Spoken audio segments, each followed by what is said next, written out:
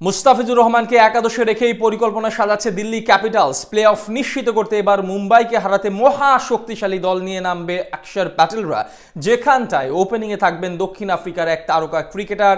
এছাড়াও পেইসে ফিজের সঙ্গে জুটি করবেন লঙ্কান ফাস্ট বোলার দুষ্মন্ত চামিরা। সব মিলে বাঁচা মরার ম্যাচে কেমন একাদশ সাজাতে পারে দিল্লি ক্যাপিটালস, তাই জেনে নেব প্রতিবেদনে।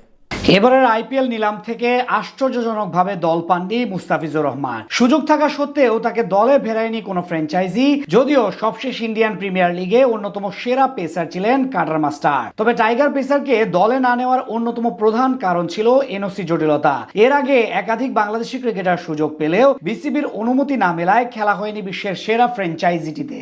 এবার অবশ্য ফিজের এনওসি নিয়ে কম নাটকীয়তা হয়নি। শুরুতে বলা হচ্ছিল আরব আমিরাত ও পাকিস্তানের বিপক্ষে সিরিজের জন্য আইপিএল এ খেলা হবে না তার। পরে অবশ্য তাকে 2 ম্যাচের জন্য ছাড়পত্র দেওয়া হয়, কিন্তু সেটা দিল্লির মনপুত হয়নি।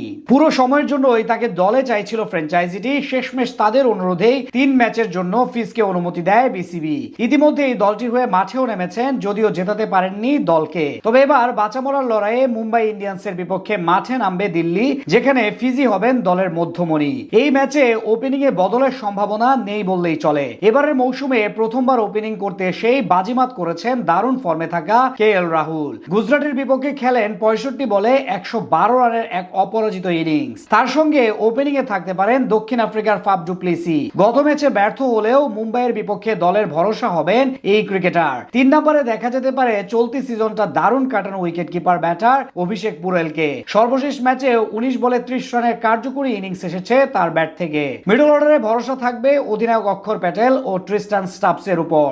এছাড়াও শেষ দিকে ব্যাট হাতে ঝড় তুলতে নামবেন সামির রিজভি ও আশুতোষ শর্মা। স্পিন বিভাগে অধিনায়ক অক্ষর প্যাটেলের সঙ্গী হবেন কুলদীপ যাদব। এবারের মৌসুমে দলটির হয়ে দারুণ পারফর্ম করেছেন এই স্পিনার। এখন পর্যন্ত 12 ম্যাচে মাত্র 6.97 ইকোনমিতে শিকার করেছেন 12 উইকেট। তাদের সঙ্গে স্পিন বিভাগ সামলাবেন লেগ স্পিনার বিপ্রাজ নিগম। এই মৌসুমে 12 ম্যাচে নিয়েছেন 9 উইকেট। পেস ডিপার্টমেন্টে মিচেল স্টার্কের অনুপস্থিতিতে 1 নাম্বার চয়েস হবেন মুস্তাফিজুর রহমান। গুজরাট টাইটান্সের বিপক্ষে উইকেটের দেখা না পেলেও ছিলেন দলের সেরা বোলার। এই ম্যাচে দিল্লির তুরুপের তাস হবেন বাহাতি এই পেসার। তার সঙ্গে জুটি করবেন লঙ্কান পেসার দুষ্মন্ত চামিরা। শেষ ম্যাচে উইকেট না পেলেও অন্য ম্যাচগুলোতে দারুণ পারফর্ম করেছেন। এছাড়াও পেস ডিপার্টমেন্টে থাকবেন ভারতীয় ফাস্ট বোলার নটরাজন। এবারের আইপিএল এ নিজের প্রথম ম্যাচে মনমতো পারফর্ম করতে না পারলেও মুম্বাইয়ের বিপক্ষে তার উপর ভরসা রাখবে টিম ম্যানেজমেন্ট। সব মিলিয়ে মুম্বাই ইন্ডিয়ান্সকে হারাতে শক্তিশালী এক দল নিয়ে মাঠে নামবে দিল্লি ক্যাপিটালস।